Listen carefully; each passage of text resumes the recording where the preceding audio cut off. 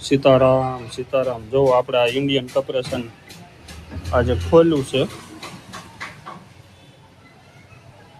શું વાંધો છે દિલીપભાઈ આ કોર્પોરેશનમાં? આ કમ્પ્રેશનને અવાજ બહુ આવતો હતો. હા બરાબર. હમ બ્રાસ પતી ગયા છે. હમ ઓઇલ ઉપાડે છે. હમ પિસ્ટનમાં ઓઇલ આવે છે. એટલે આની આપણે ક્લેપ, બ્રાસ, બેરિંગ અને રિંગો પિસ્ટન કરશું. એટલે જે કોર્પોરેશન ચાલુ હોય તે અવાજ બહુ આવતો.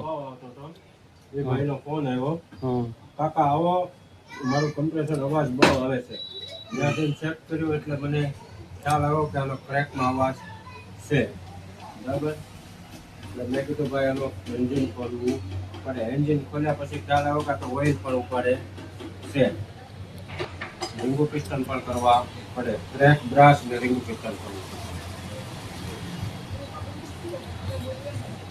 મિત્રો તમારે પણ જો ઇન્ડિયન કોર્પોરેશન, ચાઇના કોર્પોરેશન કે વોટફિક્સના મશીન કોઈ પણ જાતનો પ્રોબ્લેમ હોય તો અમે ખાતરીપૂર્વક રિપેર કરી આપીશું. અને જૂના કમ્પ્રેસરના એન્જિન બનાવ્યા પછી 3 મહિનાની વોરંટી આપવામાં આવશે. અમારી ત્યાં ઇન્ડિયન કોર્પોરેશનનું એન્જિન બની ગયું પછી અમે 3 મહિનાની વોરંટી આપીએ છીએ. અને અમારું કાંઈ પણ થાય તો ફ્રીમાં રિપેરિંગ કરી આપો. અમારું કામ ખાતરી બંધ છે. અમારું દુકાન છે મારુતિ ચોક, બાપા સીતારામની મઢુલીની બાજુમાં, લંબે હનુમાન રોડ, સુરત.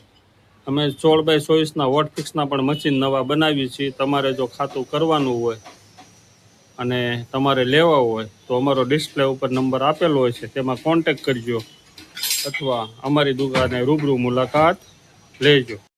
કાલે આપણે ઇન્ડિયનનું એન્જિન ખોલ્યું હતું ને એ આજે એન્જિન જોવો ફિટ થાય છે. અમારા દિલીપભાઈ જો ઇન્ડિયન કોર્પોરેશન અત્યારે ફિટ થઈ જાય છે. કાલે એને ખોલ્યું હતું, અત્યારે આનું ફિટિંગ ચાલુ છે.